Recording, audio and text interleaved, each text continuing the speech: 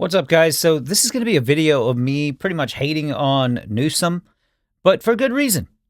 So what's the problem today? What do we have today? Well, we got a mayor from El Cajon, Mayor Bill Wells. This guy went on X. He was so pissed off that he actually went on X and he posted this video.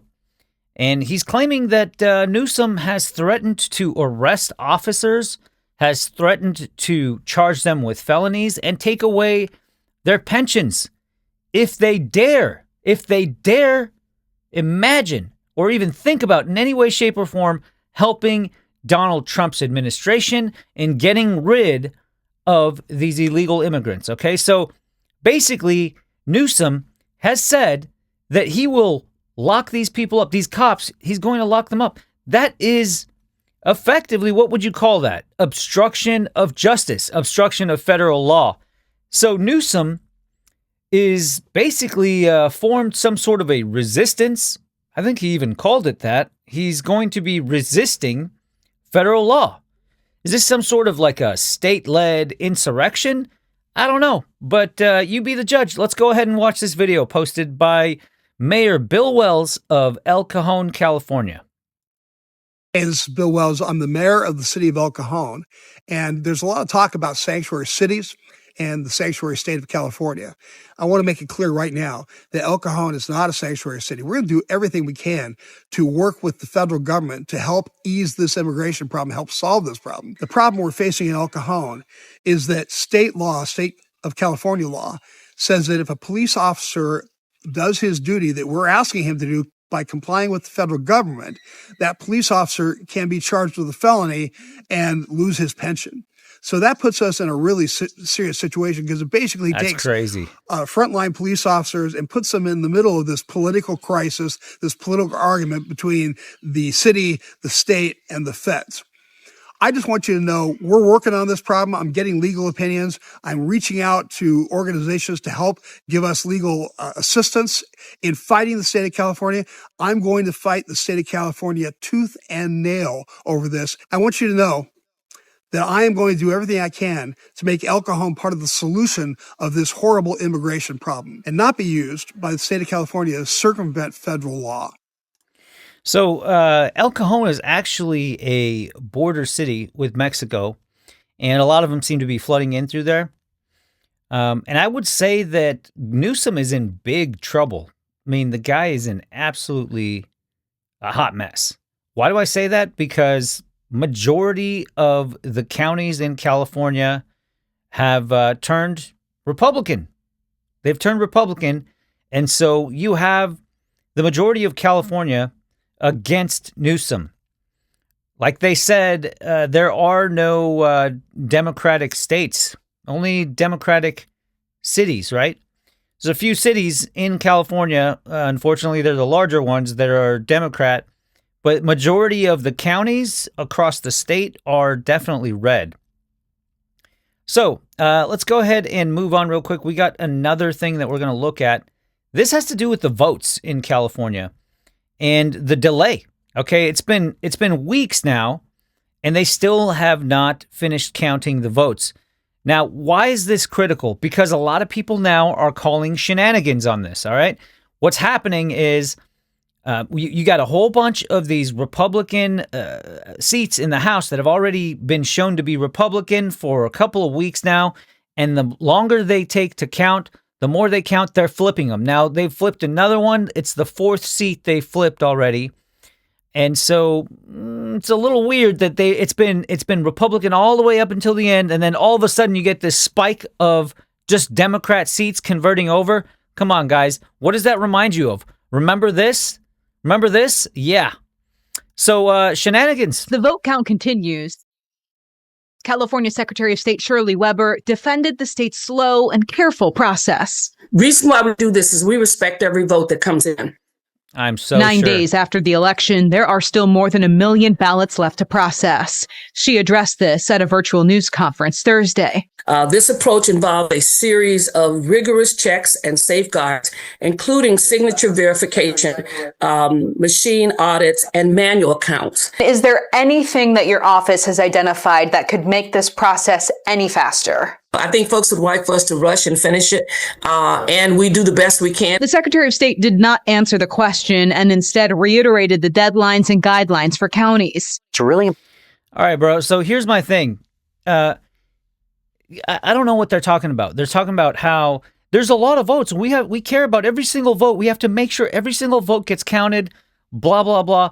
Bro, you got freaking Florida, who counted like 21 or some odd million votes in one day. In one day, they had everything set out for you, and it was done.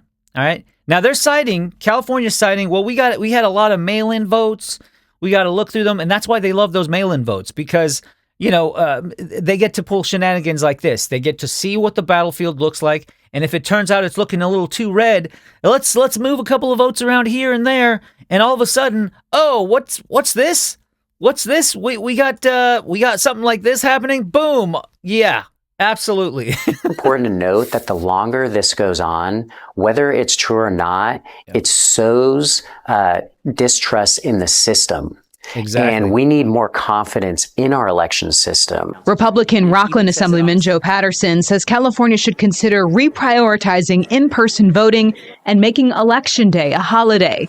He says he has confidence in the state system, but the slow count, he says, is unacceptable. Just because it's been a problem for a long time doesn't mean we can't solve it or shouldn't solve it. California still has about a month left before it certifies the election results. That's the Secretary crazy. of State notes that specific date is December 13th.